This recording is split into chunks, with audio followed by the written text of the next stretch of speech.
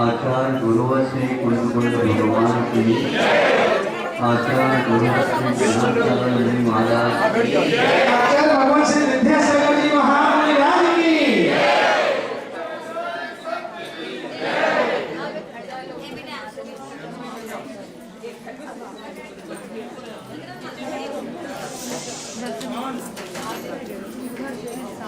मयूर होता है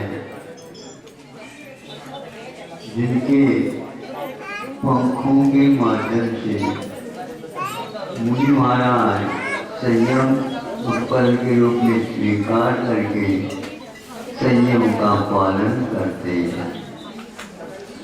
प्रवृत्ति के समय पर ही यह कार्य संपन्न होता है और अन्य समयों में प्रवृत्ति नहीं करने से इस पुस्तिका का उपयोग नहीं किया जाता।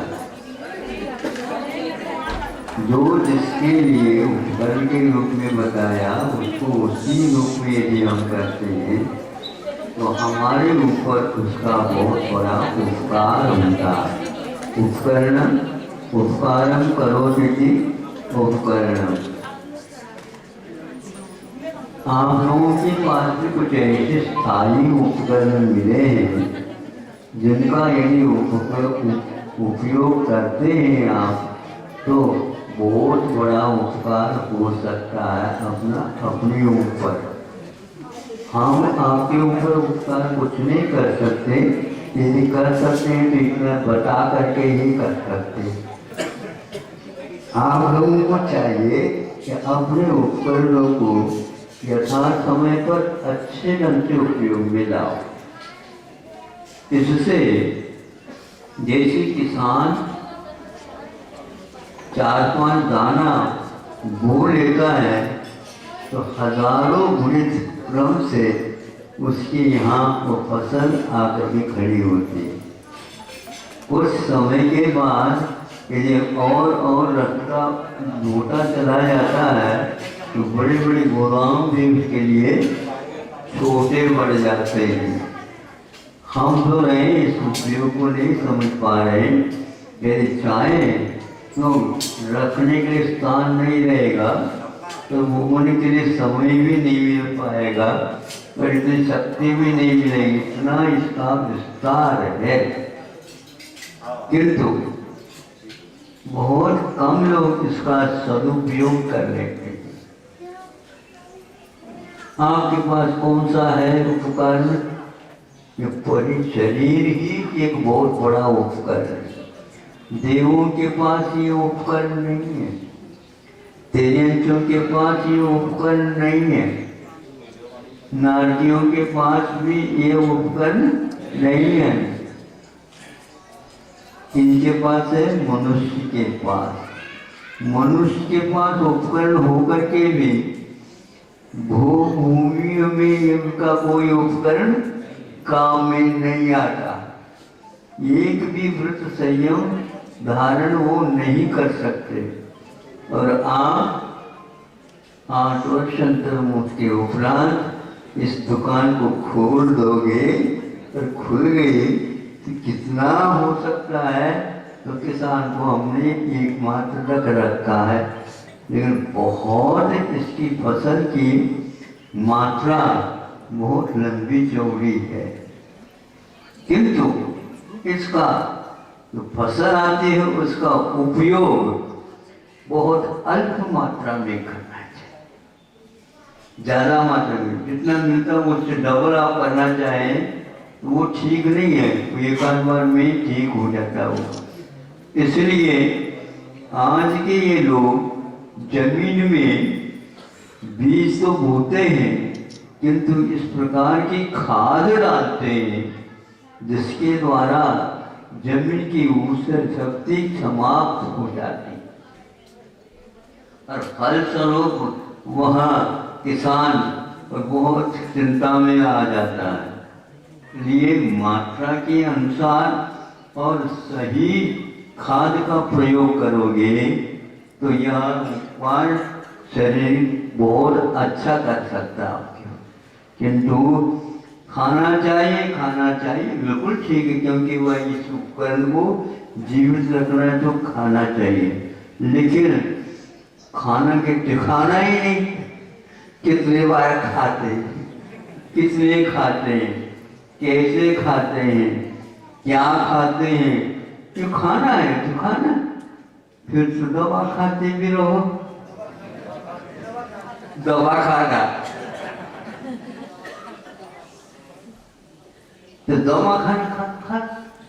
ये अमीर लोग नहीं समझे, अमीर बहुत अच्छे खाते हैं। क्या अच्छे खाते हैं? दवा।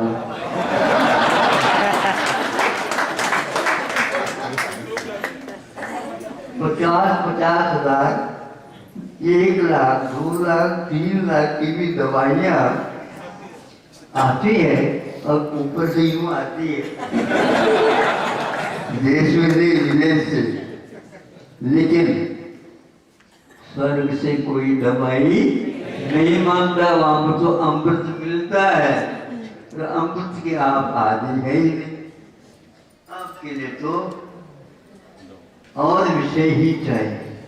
तो इसलिए इस समय वो देवलोग पश्चाताप कर रहे हैं, अरे हम भूल गए पर हमारे पास ये उपकरण नहीं। इसलिए नर काया को सुरपच दर्शे सो दुर्लभ प्राणी। ये बोल तो रहे हो लेकिन बहुत सुलभ जैसा लग रहा है। हाँ, इसलिए बहुत बुद्धिमत्ता के साथ इसका उपयोग करो तो ज्यादा विकासशील लोगों का, भूभूमि वालों का सौधर्म और ऐसा तक हो सकता है। लेकिन यहाँ पर तिर्यंश भी यदि मान लो संयम पालन करता है तो सोने स्वर्ग तक जा सकता जाता है। इसके ऊपर जो है मुनि महाराज ही जाते हैं। उन्होंने किस प्रकार से इसका उपयोग किया होगा सोचो। हाँ, मीठा जो होकर होता है तो भी इसके माध्यम से वहां तक जाता है। इतनी क्षमता होकर के भी इसका पालन करने वाले जो है वो बहुत ही सावधानी के साथ करते हैं। इसका ये मोर का जब वह मयूर पंख भारी हो जाते हैं उस समय वह उड़ने में भी दिक्कत होती है। सुन रहे हैं? हाँ, उड़ने में भी दिक्कत होती है और चलने में भी दिक्कत होती है। एक पैर रखता है, हवा का झोंका आ जाता है तो यूं घूमना पड़ता है। जब सड़क पर मान लो कोई भी सामने से वाहन आ गया, आपने ब्रेक लगा दी तो आपकी गाड़ी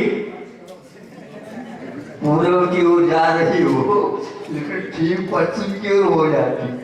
आप बताओ ऐसे चाहते थे क्या? नहीं चाहते तो नहीं थे, लेकिन ब्रेक लगाया और उसको सही समय पर नहीं लगा पाए।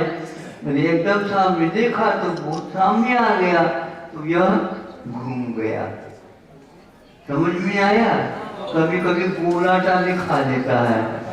सामने का ब्रेक लगा दो अच्छी स्पीड के समय पर, कितनी गोलाटे खाएंगे।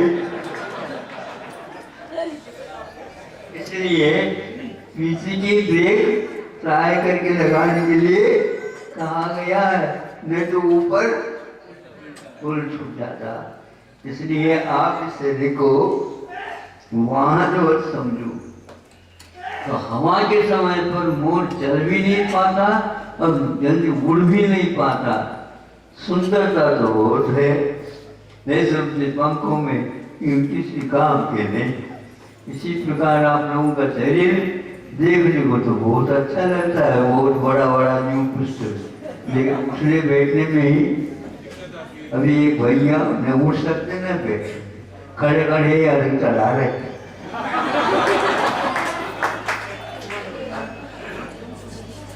ऐसे क्यों करवाओ?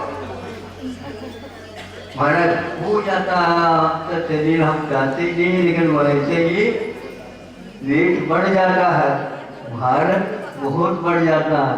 कुछ लोग भार बढ़ा देते हैं तो उसको घटाने में लगे हैं। तो किसी किसी का इतना घट गया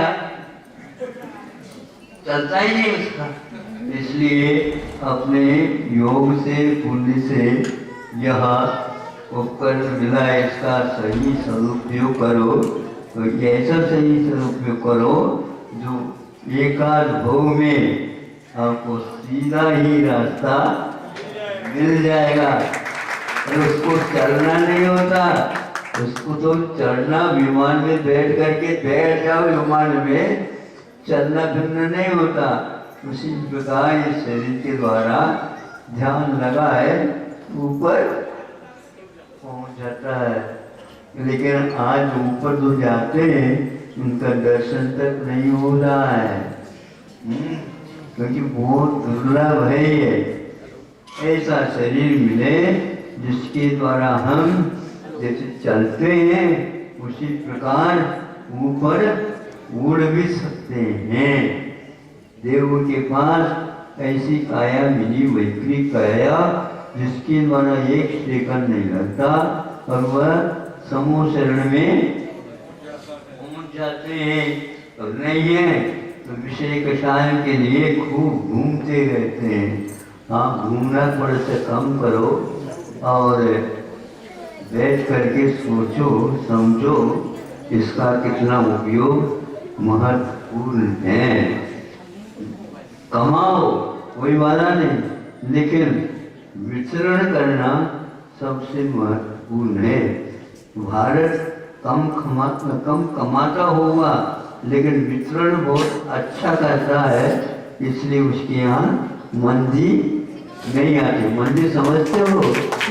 हाँ, समझ में आ गया मंदी, 8-9 महीने में आ गई महाराज। पूरी मंदी सब जगह विश्व में छा गई।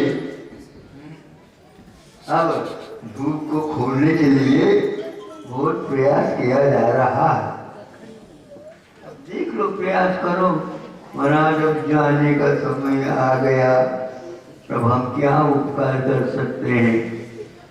कुछ नहीं, मन से वचन से काय से, काय ही एकमात्र उपकरण है, ऐसा नहीं। इस काया को धारण करने वाला जो मन है वो मन भी उपकारक है। मन यदि विषयों की ओर नहीं जाता है तो खूब माल मिलेगा। अगर मन यदि मान लो आशा हटता नहीं है तो फिर पूछो नहीं महाराज हमारा भविष्य कैसा है। वह कैसा है? जैसे आपने बनाया वैसा है। हाँ, अंधकार में तो हमारे लिए लाइट दे दो महाराज। लाइट के लिए आपके पास आंख है तो फिर उपयोग कर लो। कई लोगों को लाइट भी मिल गई, टॉर्च भी मिल गई, सब कुछ मिल गई, लेकिन आंखें ठीक नहीं है तो क्या होगा? दर्पण हाथ में लेकर के बैठे तो कुछ दर्पण को भी नहीं देख पा रहे। दर्पण में देखना तो और दूर की बात। हाँ, इसलिए कभी कभी ज्यादा प्रकाश में रहते हैं ना, आंखें चौंध जाती है। उसी प्रकार आप लोगों के हाल है। जिस तरह उपकरण है उसका उपयोग करना बहुत ही बुद्धिमत्ता का काम है। वह सोचता होगा मयूर मेरे पंख मुनि महाराज के काम में आ रहे हैं, बस यही एक बात उसको सुख मिलता होगा। कहता नहीं हो, इतना मानना पड़ेगा कि उसके पंखों के द्वारा पिछिका बन जाती है और वो संयमोपकरण के रूप में तो साक्षात सिद्धि के लिए कारणभूत होती है। आप लोगों को काया मिली है, बहुत कष्ट पा करके आप वर्षा के समय पर, मावट के समय पर, महाराज क्या कहें, 9 महीने बहुत गड़बड़ से सभी के मुख से यही पहले सुनते हैं महाराज 9 महीने तक अंतराय कर्म का उदय आया। आते आते नहीं आ पाए, घर के सब सदस्य पहुंच गए, लेकिन बड़ों को और छोटों को छोड़ करके गए।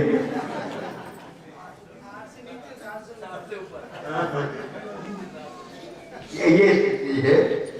अब थोड़े से बड़े भी आने लगे बेटा, बड़ी ज्यादा आ रही, आने दो, लाभ लेने दो।